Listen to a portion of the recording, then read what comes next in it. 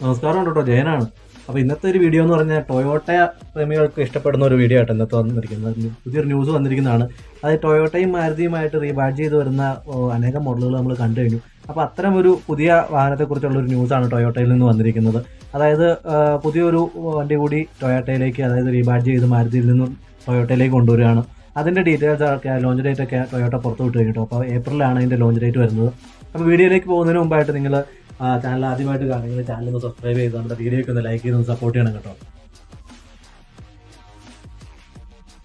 അപ്പം മാരുതി സുസുക്കിയുടെ ഏറ്റവും പുതിയ മോഡലായ ഫ്രോങ്സിനെ റീബാഡ്ജ് ചെയ്തുകൊണ്ട് ടൊയോട്ട കൊണ്ടുവരുന്ന പുതിയ വാഹനമാണ് കേട്ടോ ഈ ഏപ്രിൽ 3 ലോഞ്ച് ചെയ്യാൻ പോകും. അതായത് 2 കൂടി ഉള്ളൂ. അപ്പോൾ ഇനി ഒരു പുതിയ വാഹനം നോക്കുന്നവരാണെങ്കിൽ, ടൊയോട്ട പ്രേമികളാണെങ്കിൽ ആ ഒരു സെഗ്മെൻറ്റിൽ വരുന്ന വാഹനങ്ങൾ നോക്കുക, അല്ലെങ്കിൽ ഒന്ന് വെയിറ്റ് ചെയ്ത് കഴിഞ്ഞാൽ 3 ലോഞ്ച് ചെയ്യുന്നതോടുകൂടി നമുക്ക് അതിൻ്റെ പുതിയ ഡീറ്റെയിലും കാര്യങ്ങളും എല്ലാം തന്നെ അറിയാൻ പറ്റും. അല്ലെങ്കിൽ തന്നെ അറിയാനായിട്ട് കൂടുതൽ വ്യത്യാസങ്ങളില്ല. മാരുതി സുസുക്കിയുടെ ഫ്രോങ്സിനെ തന്നെ റീബാഡ്ജ് ചെയ്ത് കൊണ്ടുവരുന്ന മോഡലാണ്. റീബാഡ്ജ് ചെയ്ത മോഡലെല്ലാം നമുക്ക് തന്നെ അറിയാം. ഈ വാഹനം എല്ലാം സെയിം തന്നെയായിരിക്കും വരുന്നത്. വ്യത്യാസം എന്ന് പറഞ്ഞു കഴിഞ്ഞാൽ ഹെഡ് ലാമ്പുകളും അങ്ങനെയുള്ള കാര്യങ്ങളെല്ലാം തന്നെ സെയിം ആയിരിക്കും. ഗ്രില്ലിലും ബമ്പറുകളിലും ഡിസൈൻ ഒക്കെ വ്യത്യാസം വരുന്ന ഫ്രണ്ടിലെ ഹെഡ് ലാമ്പുകളും ബാക്കിലെ ടെയിൽ ലാമ്പുകളാണെങ്കിലും ബാക്കി സ്പെസിഫിക്കേഷൻസ് എല്ലാം തന്നെ സെയിം ആയിട്ടായിരിക്കും വരുന്നത്. എഞ്ചിൻ ടൊയോട്ടയുടെ ആയിട്ടായിരിക്കും വരുന്നത്.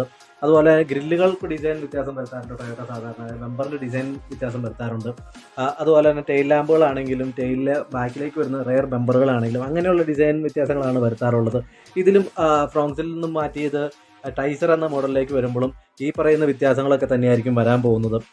ഹെഡ് ലാമ്പും ടെയിൽ ലാമ്പും അങ്ങനെയുള്ള കാര്യങ്ങളെല്ലാം സെയിം നിൽക്കുകയും ഗ്രില്ലും ബമ്പറും അതുപോലെ ഇൻറ്റീരിയർ കളർ ഷെയ്ഡുകളിലും ഒക്കെ ആയിട്ടായിരിക്കും വ്യത്യാസം വരാൻ പോകുന്നത്. ഇൻറ്റീരിയറിലേക്ക് നോക്കുകയാണെങ്കിൽ കളർ തീമുകൾ മാത്രമായിരിക്കും വ്യത്യാസം വരാൻ പോകുന്നത്. ഇൻഫോർടൈൻമെൻറ്റ് സിസ്റ്റം ആണെങ്കിൽ 9 ഇഞ്ചിൻ്റെ ഇൻഫോർടൈൻമെൻറ്റ് സിസ്റ്റമാണ് ഫ്രോങ്സിൽ ഇപ്പോൾ ഉള്ളത്. അത് തന്നെയായിരിക്കും കണ്ടിന്യൂ ചെയ്യാൻ പോകുന്നത്. ആ സൈസ് തന്നെയായിരിക്കും. സ്റ്റിയറിംഗ് വീലായിരിക്കും ടൊയോട്ടയുടെ വരുന്ന ഡിസൈൻ വ്യത്യാസം വരുന്നത്. അതുപോലെ ഇൻറ്റീരിയർ തീമുകളിൽ, അതുപോലെ കളർ തീമുകളിലൊക്കെ ആയിരിക്കും കേട്ടോ പുതിയ വ്യത്യാസം വരാൻ പോകുന്നത്. സൈഡ് പ്രൊഫൈലിലേക്ക് നോക്കിക്കഴിഞ്ഞാൽ കൂടുതൽ വ്യത്യാസങ്ങളൊന്നും വരാൻ പോകുന്നില്ല. ക്ലാഡിങ്ങുകൾ, ബ്ലാക്ക്ഡ് ആയിട്ടുള്ള ക്ലാഡിങ്ങുകൾ അതേ ഡിസൈൻ തന്നെയായിരിക്കും കണ്ടിന്യൂ ചെയ്യാൻ പോകുന്നത്. ഫ്രണ്ടും ബാക്കും ആയിരിക്കും. ഈ ബമ്പർ ഗ്രില്ല് സാധാരണ മോഡലുകൾ ചേഞ്ച് ചെയ്ത് റീബാഡ്ജ് ചെയ്ത് വരുമ്പോൾ ഇത്രയ്ക്ക് എന്തെങ്കിലും മാറ്റങ്ങളാണ് വരാൻ പോകുന്നത്. ഇൻറ്റീരിയറിൽ നോക്കി കഴിഞ്ഞാൽ ടൊയോട്ടയുടെ വീലിംഗ് അതുപോലെയുള്ള കാര്യങ്ങളൊക്കെ ആയിരിക്കും വരുന്നത്. ടൊയോട്ട സ്റ്റിയറിംഗ് വീൽ ഡിസൈൻ ആയിരിക്കും വരുന്നത്. ബാക്കി ഇൻഫോർടൈൻമെൻറ്റ് സിസ്റ്റം ഞാൻ നേരത്തെ പറഞ്ഞല്ലോ. ബാക്കി കാര്യങ്ങളെല്ലാം വരുന്നത് ഇൻസ്ട്രുമെൻറ്റ് ക്ലസ്റ്ററും ഇൻഫോർടൈൻമെൻറ്റ് സിസ്റ്റവും എല്ലാം തന്നെ സിമിലർ ആയിരിക്കും വരാൻ പോകുന്നത്. എഞ്ചിൻ വരുന്ന ടൊയോട്ടയുടെ ആയിരിക്കും. അത്തരം കാര്യങ്ങളൊക്കെ തന്നെയാണ് വ്യത്യാസത്തിൽ വരാൻ പോകുന്നത്. പ്രൈസിൻ്റെ കാര്യത്തിലും ഈ പറയുന്ന ഫ്രോങ്സിൻ്റെ അതേ പ്രൈസ് റേഞ്ചിൽ ഒരു കുറച്ച് സാധാരണ ടൊയോട്ട റീബാഡ്ജ് ചെയ്ത് വരുമ്പോഴത്തേക്കും കുറച്ച് റേറ്റ് കൂടിയായിരിക്കും വരുന്നത്. പക്ഷേ ടൊയോട്ടയുടെ എഞ്ചിൻ നമുക്കറിയാം. ഇന്നോവയും അതുപോലെ തന്നെ ടൊയോട്ടയുടെ കാളിസ് തൊട്ട് ഇങ്ങോട്ടുള്ള സകല വണ്ടികളും ലക്ഷക്കണക്കിന് കിലോമീറ്റർ ഓടിയിട്ട് ഇപ്പോഴും ഓടിക്കൊണ്ടിരിക്കുന്ന വണ്ടികളാണ്. അതുകൊണ്ടാണ് ടൊയോട്ട പ്രേമികൾ ശരിക്കും പറഞ്ഞു കഴിഞ്ഞാൽ ടൊയോട്ടയുടെ വണ്ടികൾ പ്രിഫർ ചെയ്യാനുള്ള കാര്യം. സർവീസ് ചാർജ് കുറവാണ്, പക്ഷേ അതുപോലെ തന്നെ എഞ്ചിൻ്റെ ലൈഫ് കൂടുതലാണ്. അത്തരം കാര്യങ്ങളാണ് ടൊയോട്ട പ്രേമികളായി ശരിക്കും പറഞ്ഞാൽ ടൊയോട്ടയുടെ വാഹനങ്ങൾ എടുക്കാനായിട്ട് പ്രേരിപ്പിക്കുന്നത്. അപ്പം അതുപോലെ തന്നെ ചെറിയൊരു പ്രൈസ് റേഞ്ച് കൂടിയായിരിക്കും മാരുതിയുടെ വാഹനത്തെ കഴിഞ്ഞ് കൂടിയായിരിക്കും ടൊയോട്ടയുടെ കാറുകൾ എപ്പോഴും തന്നെ വരിക. മാർക്കറ്റിൽ എതിരാളികളായിട്ട് ശരിക്കും വരാൻ പോകുന്നത് ടാറ്റയുടെ പഞ്ചും അതുപോലെ തന്നെ മാരുതിയുടെ ഫ്രോങ്സ് തന്നെ ആയിട്ടായിരിക്കും ഇതിന് എതിരാളികളായിട്ട് മാർക്കറ്റിൽ വരാൻ പോകുന്നത് കേട്ടോ.